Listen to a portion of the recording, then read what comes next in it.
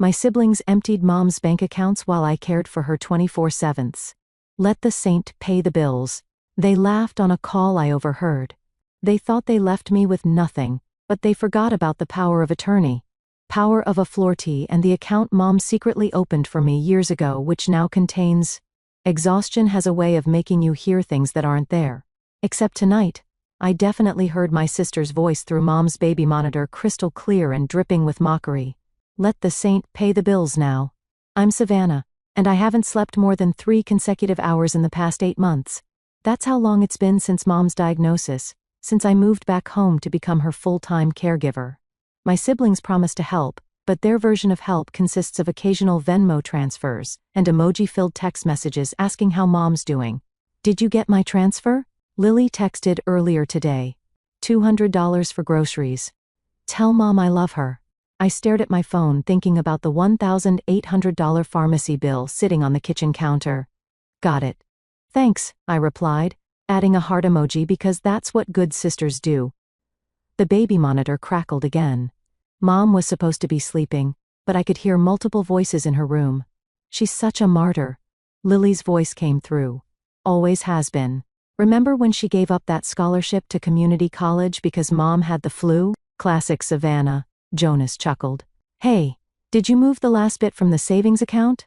My heart stopped. I pressed the monitor closer to my ear, sitting up straight in my worn armchair. Clean as a whistle, Lily replied. Between the two of us, we've managed to protect nearly everything. Can't let it all go to medical bills, right? Mom would have wanted us to be taken care of, Jonas agreed. I felt sick. The room started spinning as pieces clicked into place. The bounced checks, the mysterious insufficient funds notices, Mom's confusion about missing statements. How much did you get? Jonas asked. About $60 total. You? 45. Would have been more, but that photography equipment wasn't cheap. My hands shook as I pulled up Mom's banking app on my phone. I had the password because I handled her bills, but I rarely checked the savings accounts. Lily had convinced Mom years ago to add her as a cosigner just in case, and Jonas followed suit. The main savings account balance, $236.42.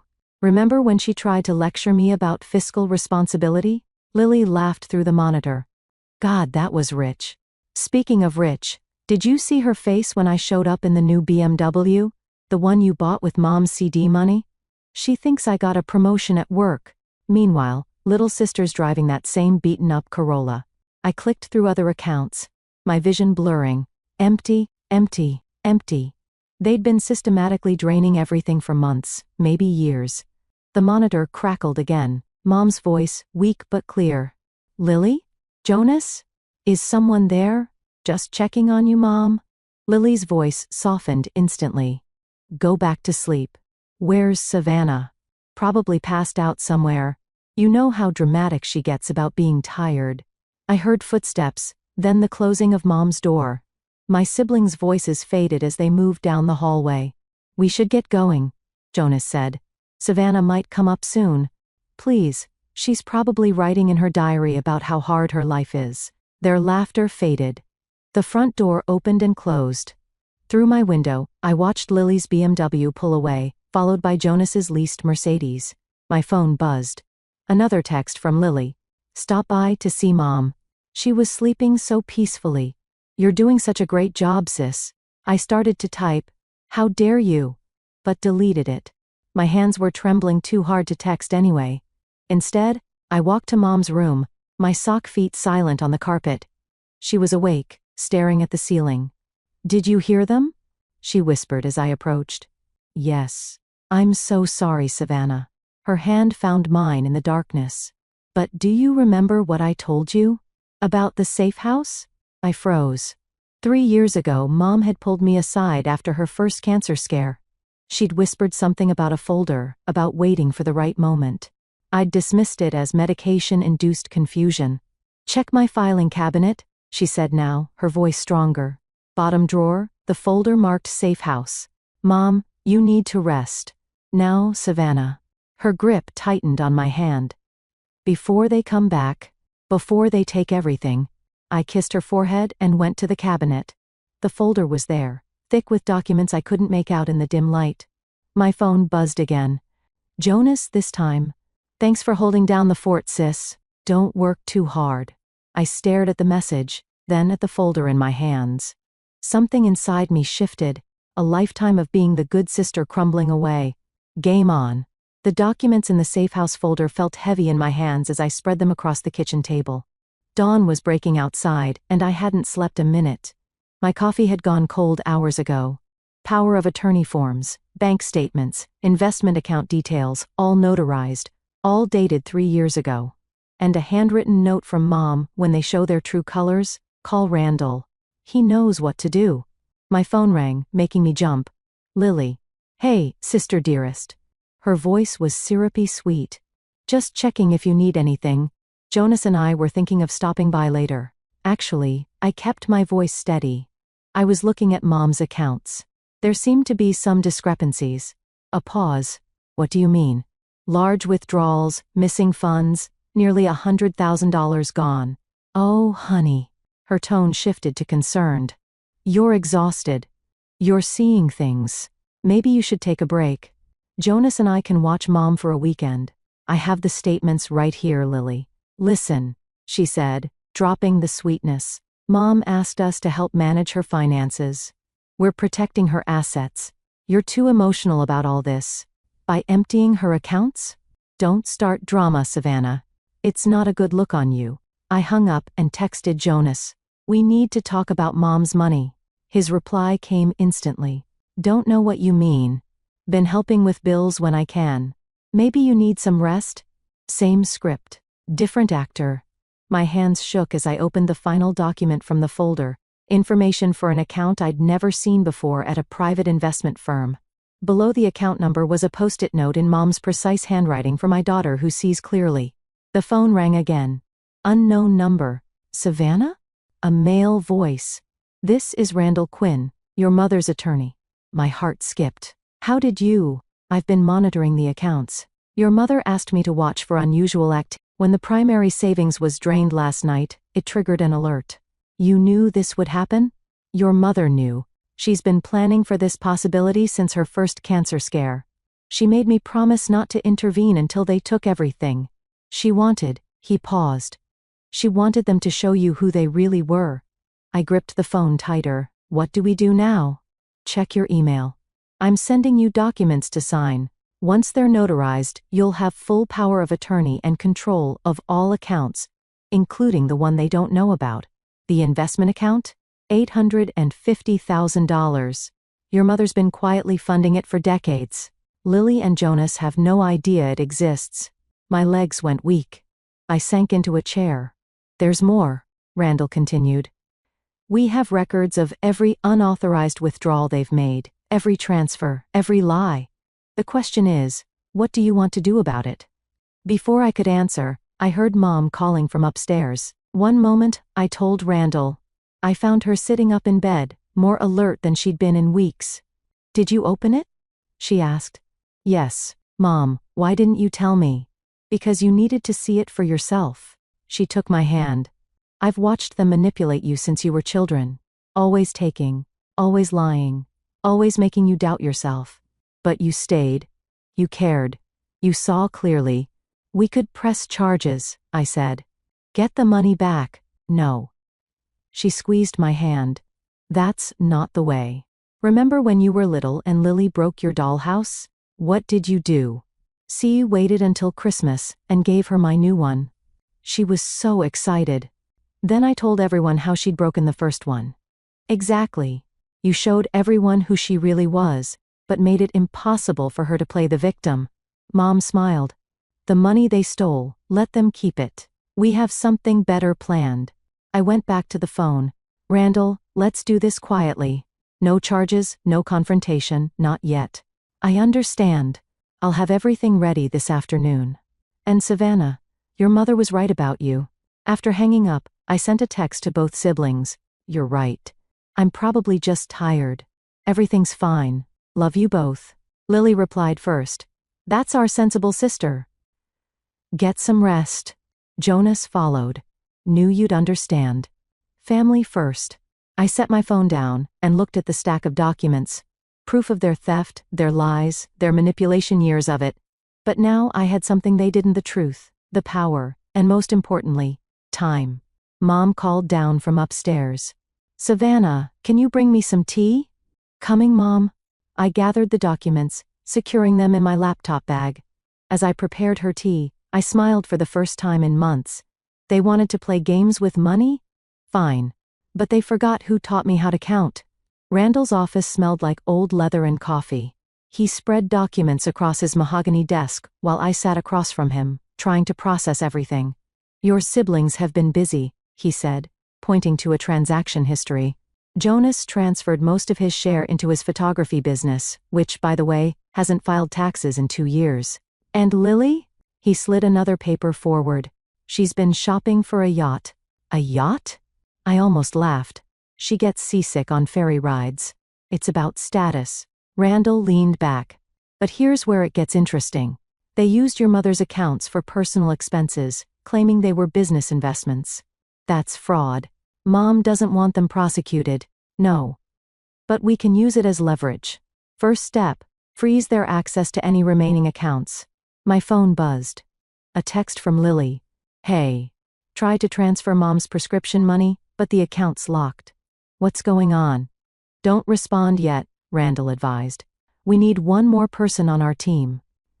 "Have you heard from Evan recently?" My chest tightened. "Evan? My ex? He's one of the best financial analysts in the state now. We need someone who can trace where all the money went." Before I could protest, Randall was dialing. The phone rang on speaker. "Randall?" Evan's voice filled the room. "It's been a while. I have someone here who needs your help." Randall nodded to me. "Hi, Evan."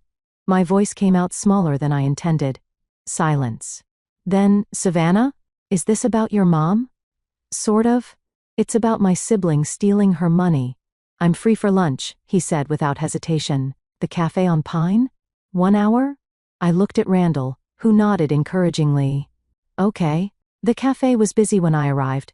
Evan was already there, looking more polished than I remembered in his business suit.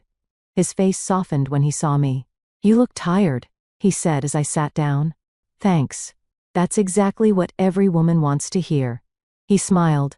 Still deflecting with humor, I see. Then his expression turned serious. "Tell me everything." I did. The baby monitor revelation, the empty accounts, Mom's secret planning. Evan took notes on his tablet, asking occasional questions about dates and amounts. "Your sister's yacht?" He whistled. "That's going to be easy to trace. And Jonas's photography business is a joke. He's been writing off personal expenses as business costs. Can you help?" "Already am." He turned his tablet toward me. "I flagged their accounts for potential fraud. Any major purchases will trigger an automatic review." "And that yacht?" He smiled. "The dealer just got an anonymous tip about checking their financing very carefully." My phone buzzed again. "Jonas this time. Something wrong with my business account? Did you say anything to the bank?" "They're getting nervous," Evan observed. "Good. Let them sweat. I don't want to destroy them," I said. "I just want justice." "Consequences?" Evan reached across the table, his hands stopping just short of mine. "You were always too forgiving. Remember when Lily borrowed your car and crashed it? You helped her hide it from your parents. I was stupid. You were kind. There's a difference." He pulled back. "But kindness doesn't mean being a doormat." My phone rang. "Randall. The investment account is active," he said when I answered. $850,000, now under your complete control. Your mother just signed the final papers." Evan, hearing this, started typing on his tablet. "I'm looking at it now. It's been growing for 20 years. Your mom was a financial genius." "She was an accountant," I said before she got sick. "She was preparing for this exact moment," Randall added. "The question is, what's our next move?" I thought about Lily's BMW, bought with Mom's CD money, about Jonas's leased Mercedes and his tax-evading business, about all the nights I'd stayed awake with Mom while they were out spending her money. "We let them keep what they stole," I said finally, "but we make sure they can never touch another penny." "How?" Evan asked. "By using their own greed against them. Randall, Can you draft new trust documents? Make it look like Mom's planning to divide everything equally? Of course. But why? Because my siblings don't know about the investment account. Let them think they're getting a third each of nothing. Meanwhile, Evan caught on. We start flagging their suspicious transactions. Trigger audits. Make them scramble to hide what they've already taken. Exactly. I stood up. They wanted to play financial games. Let's see how they handle playing defense. My phone buzzed one more time. A text from Mom. Did you meet with Randall? Yes. Everything's ready. Good girl. Remember, patience before power. I looked at Evan and Randall, my unlikely revenge team. Let's get to work. The first crack in Lily's perfect facade appeared 3 days later. I was changing Mom's IV when my sister burst into the room, her designer heels clicking against the hardwood floor. What the hell is going on? She waved her phone in my face. My cards are being declined, all of them. I kept my eyes on Mom's fourth. That sounds stressful. Don't play dumb. The bank's asking questions about unusual activity. Did you say something? Mom stirred in her bed. Lily? Why are you shouting? I'm not shouting. Lily's voice rose higher. I'm trying to figure out why my accounts are frozen. Your accounts? I turned to face her. I thought they were Mom's accounts. Lily's face flushed. You know what I mean. The ones I'm managing for her. Managing? Mom's voice was quiet but clear. Is that what you call it? The room went silent. Lily's perfectly manicured hand gripped her phone tighter. Mom needs rest, I said firmly. We can discuss this downstairs. In the kitchen, Lily paced like a caged animal. Fix this. Now. Fix what? The accounts you drained? The money you stole?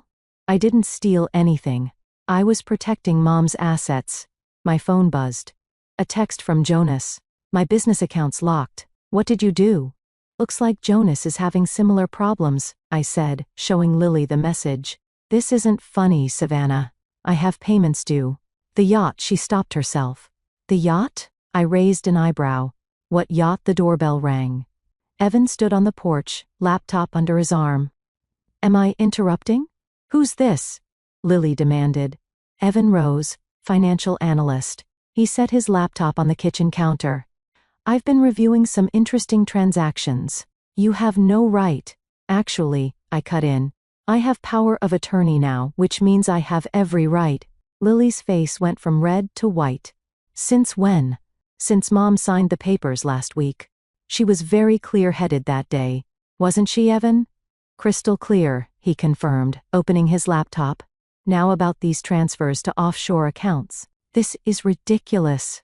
Lily grabbed her purse. I'm calling my lawyer. Good idea, I said. I'm sure they'd love to explain why you've been writing off personal expenses as business deductions, the BMW payments, for example.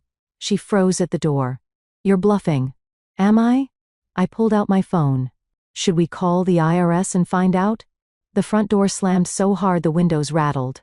Through the kitchen window, I watched Lily's BMW screech out of the driveway. That went well, Evan said, closing his laptop. My phone buzzed again. Jonas? Just got a call from the IRS. What's happening? Phase 1 complete. Evan smiled. Want to start Phase 2? I nodded, pulling up the browser on my phone. With a few clicks, I donated $5,000 to the rehabilitation center where Mom had recovered from her prescription dependency, the same place Lily had called a dump for addicts when Mom needed help. Anonymous donation? Evan asked. For now. But soon, everyone will know exactly where Mom's money is going, and where it isn't. Upstairs, Mom called out. I found her sitting up, more alert than she'd been in days. I heard Lily, she said. She's upset about some financial irregularities. Good. Mom patted the bed beside her. Did I ever tell you about the time Lily stole your college fund? What? You were 17? The money was supposed to be for your first year at State. She convinced me she needed it for her wedding, said she'd pay it back. Mom's laugh turned into a cough. She never did. Is that why you started the secret account? Partly. I knew someday they tried to take everything. I just had to wait until they showed their true colors. She squeezed my hand. You were always the invisible one, Savannah. That made you dangerous. My phone buzzed one more time. A text from Lily to both Jonas and me. Family meeting. Tomorrow. This ends now. I showed Mom the message. She smiled. Perfect. Time for the next move. Which is, let them think they've cornered you. Let them make demands. Her eyes sparkled with a clarity I hadn't seen in months. Then show them exactly who they're dealing with. I texted back, sure. Mom's room. 2 p.m. You're enjoying this? Evan observed. No, I said, but I couldn't help smiling. Well, maybe a little. From upstairs, Mom called down, Savannah, bring my old accounting files when you come up, the ones marked Family Trust. I looked at Evan. Ready for tomorrow? He nodded. The question is, are they? The family meeting started exactly how I expected, with Lily making a scene. She's lost her mind. Lily announced to our assembled aunts and uncles on the video call. Savannah's trying to steal Mom's money. I sat quietly beside Mom's bed, letting Lily dig her own grave. Jonas paced by the window, checking his phone every few seconds. Sweetheart? Aunt Marie's voice crackled through the laptop speaker. What exactly is going on? Savannah's frozen all the accounts. Jonas jumped in. She's threatening to report us to the IRS. Report you for what? Uncle Dave asked. Silence. I cleared my throat. Maybe we should show everyone the bank statements? No. Lily and Jonas shouted simultaneously. Why not? I opened a folder. I have copies right here. Very interesting reading. You're manipulating everything. Lily pointed a manicured finger at me. Mom's too sick to understand what's happening. Savannah's taking advantage. Mom, who'd been silent until now, spoke up. Am I too sick to understand that you bought a yacht with my money, Lily?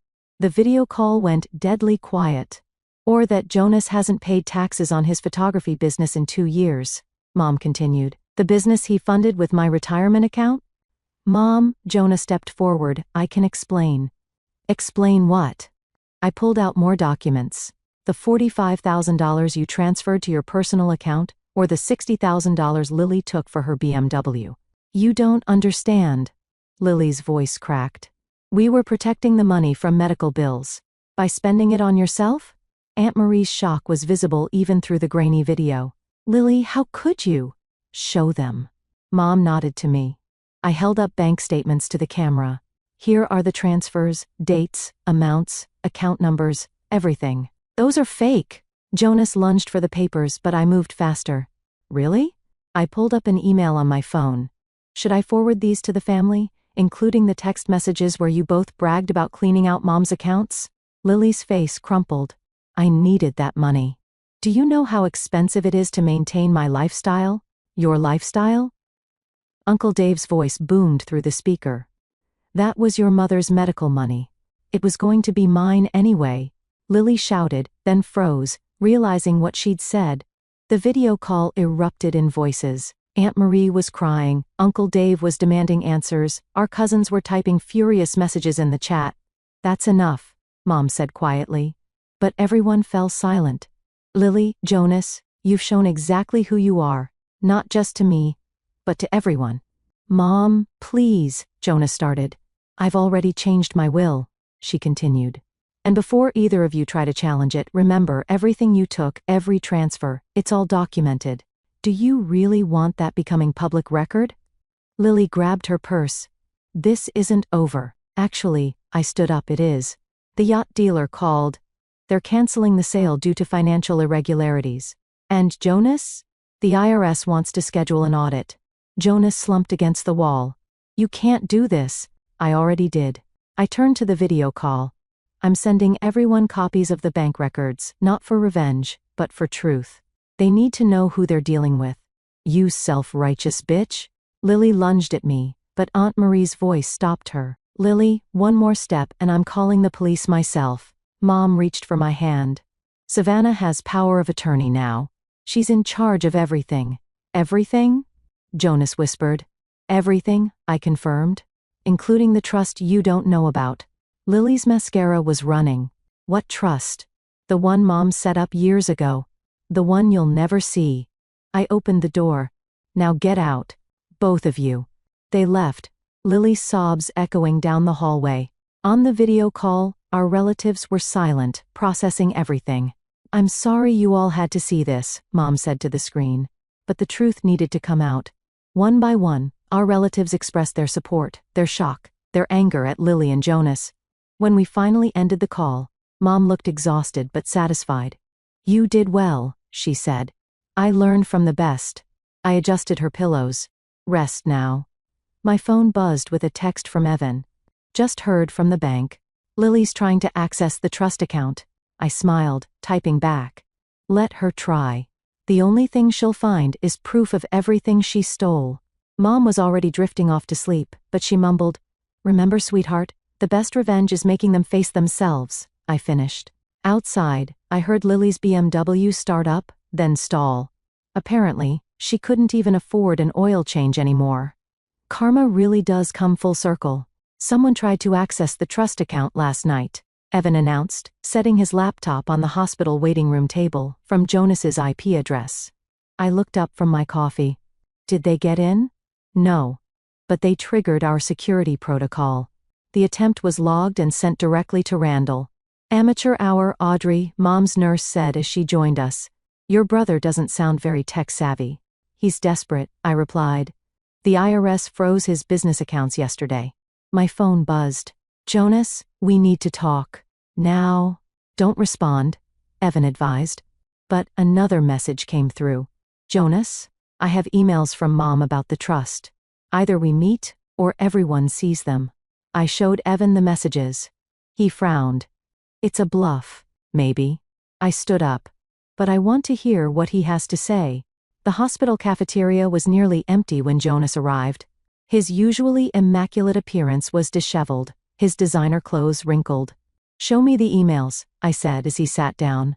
First we talked terms. His hands shook as he pulled out his phone. I want my share of the trust. What share? You stole your share already.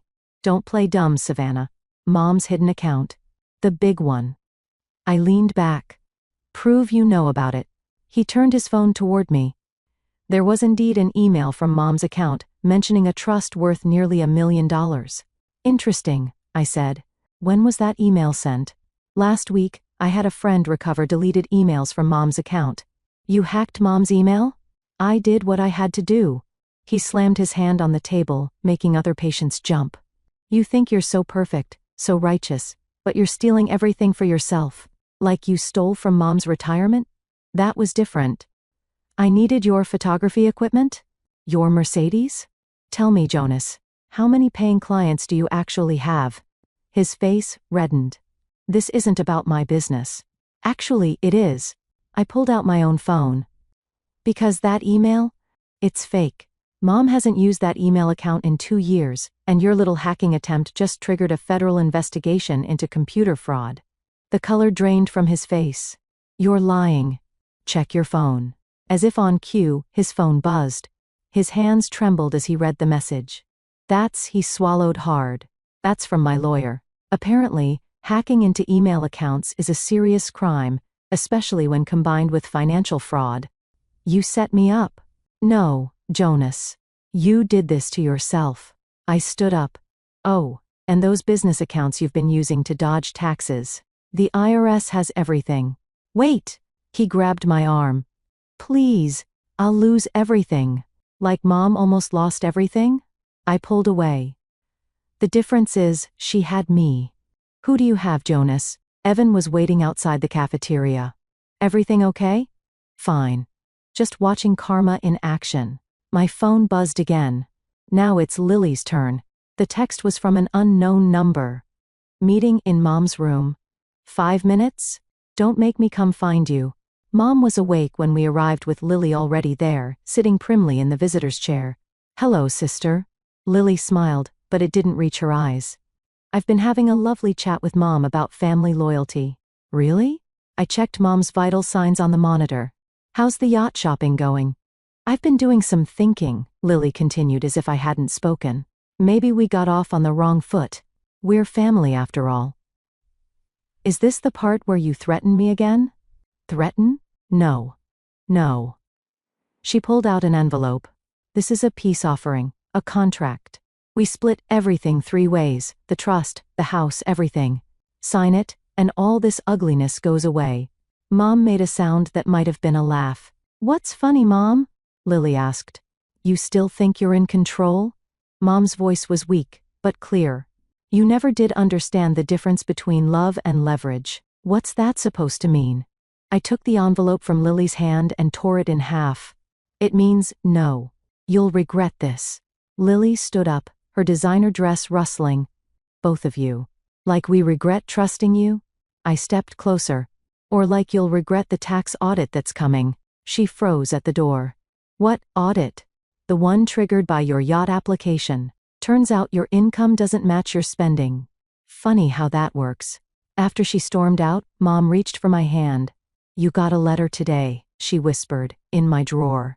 I found the envelope, opened it, and read aloud. Make sure they understand the difference between love and leverage. When did you write this? I asked. Years ago, when I first suspected what they might do. She smiled. I knew you'd understand when the time came. Outside, we heard Lily's BMW trying and failing to start again. Some lessons, it seems, are more expensive than others. Mom died on a Tuesday morning, peaceful in her sleep. I was holding her hand. Lily and Jonas arrived 20 minutes too late, their faces a mix of grief and calculation. We need to discuss arrangements, Lily said, not even waiting for the nurse to finish disconnecting the monitors. Already taken care of, I replied. Mom planned everything. Of course she did, Jonas muttered. With you. The funeral was small, elegant, and exactly as Mom wanted. I watched my siblings perform their roles perfectly. Lily dabbing her eyes with a monogrammed handkerchief. Jonas supporting her with a brotherly arm around her shoulders. Our relatives kept their distance from them, the recent revelation still fresh. The will reading is tomorrow, Randall told me after the service. Are you ready? Does it matter? Your mother thought it did. She was very specific about the timing. The next morning, we gathered in Randall's office. Lily wore black Chanel, Jonas his best suit. They sat together on one side of the conference table, leaving me alone on the other. Our aunts and uncles joined via video call, their faces serious on the wall-mounted screen. Before we begin, Randall said, I want to confirm that everyone understands this reading is final and legally binding. Just get on with it, Lily snapped. Randall opened a thick envelope. Very well. This last will and testament was updated 3 weeks ago, with your mother of sound mind, and 2 witnesses present. Jonas shifted in his seat. 3 weeks ago, after the accounts were drained, I said quietly. Randall began reading. To my children, Lily and Jonas, who showed their true colors when they thought I was too weak to notice. Lily's face went white. Chuck, who stole from their dying mother and mocked their sister's sacrifice. Jonas started to stand, but Aunt Marie's voice cut through the video call. Sit down and listen.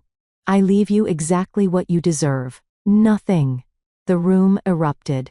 Lily jumped up, screaming about contesting the will. Jonas knocked over his chair. Due to documented financial abuse and fraud, Randall continued over the chaos. Lily and Jonas are hereby disinherited from all accounts, properties, and assets. You can't do this. Lily turned to me. She can't do this. To my daughter Savannah, Randall read on, who gave up everything to care for me, who showed wisdom beyond her years and strength. Beyond measure, I leave my entire estate, including all properties, accounts, and the family trust, valued at approximately $1 million total. Uncle Dave's voice boomed through the speakers. Well done, Sarah. Well done. This isn't fair. Jonas slammed his hand on the table. We're getting lawyers.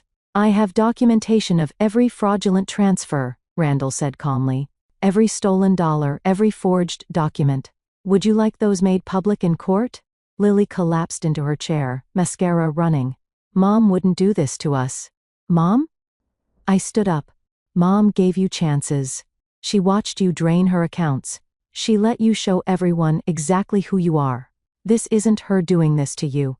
You did this to yourselves. There's one more item, Randall said. Regarding the family home. My siblings looked up hopefully. Savannah has full ownership, effective immediately. All current residents have 30 days to vacate. Vacate? Jonas went pale. But I've been living in the guest house. And I've been using Mom's studio, Lily added. Not anymore. I picked up my purse. I'll have the locks changed today. Where are we supposed to go? Lily's voice cracked. Maybe you can live on your yacht? I suggested. Oh wait, it got repossessed. The video call erupted in muffled laughter. You're enjoying this? Jonas accused. No. I headed for the door. I'm just making sure Mom's last wishes are respected, something you never did. Outside Randall's office, Evan was waiting. How did it go? Exactly as Mom planned. I handed him a key. Would you help me change the locks? What about your sister's things? She has 30 days to get them. After that, they go to the women's shelter. Mom would have liked that. My phone buzzed with messages from relatives. Support. Congratulations. Relief that justice was served. But one message stood out. From Mom's old number, scheduled to be sent after the will reading. The last chapter isn't about revenge, sweetheart. It's about peace. Find yours. I looked back through the office window. Lily and Jonas sat shell-shocked while Randall packed up his papers.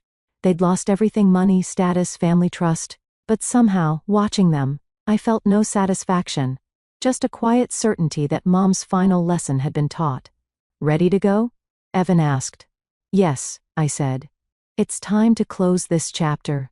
Behind us, I heard Lily's voice crack. What are we supposed to do now? For the first time in years, that wasn't my problem to solve. The last box from Mom's bedroom felt heavier than the others.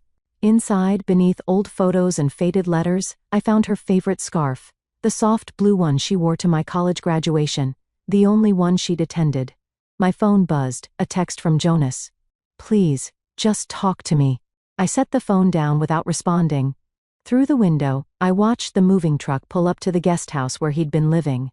He hadn't paid rent in 3 years. Need help? Evan appeared in the doorway, sleeves rolled up. Almost done. I wrapped the scarf around my neck. Just this last box. Lily stopped by the office today, he said, sitting on the edge of Mom's bed. Wanted me to look at her finances, see if there was any way to challenge the will. And I told her the truth. She's broke. The IRS audit revealed years of tax evasion. She's looking at serious penalties. The doorbell rang. Audrey stood on the porch with a casserole dish. Thought you might need dinner, she said, following me to the kitchen. Moving days are hard enough without all this family drama. Did you hear about Jonas? Evan asked her.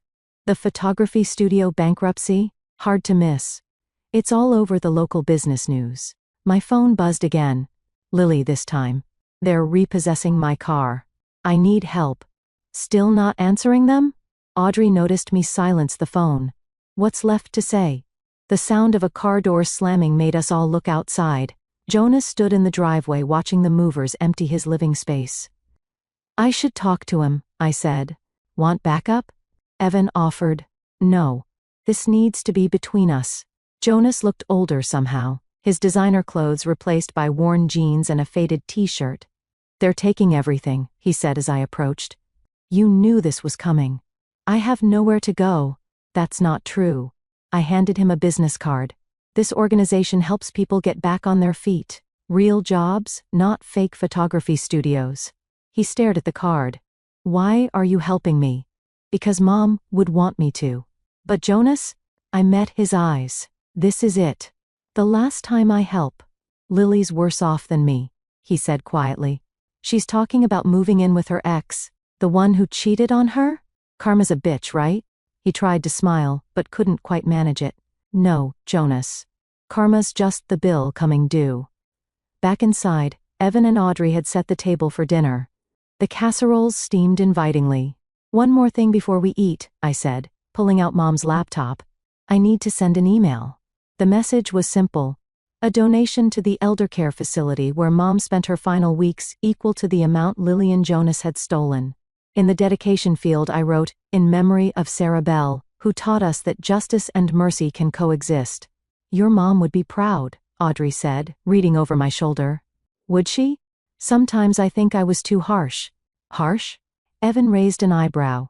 You could have had them arrested.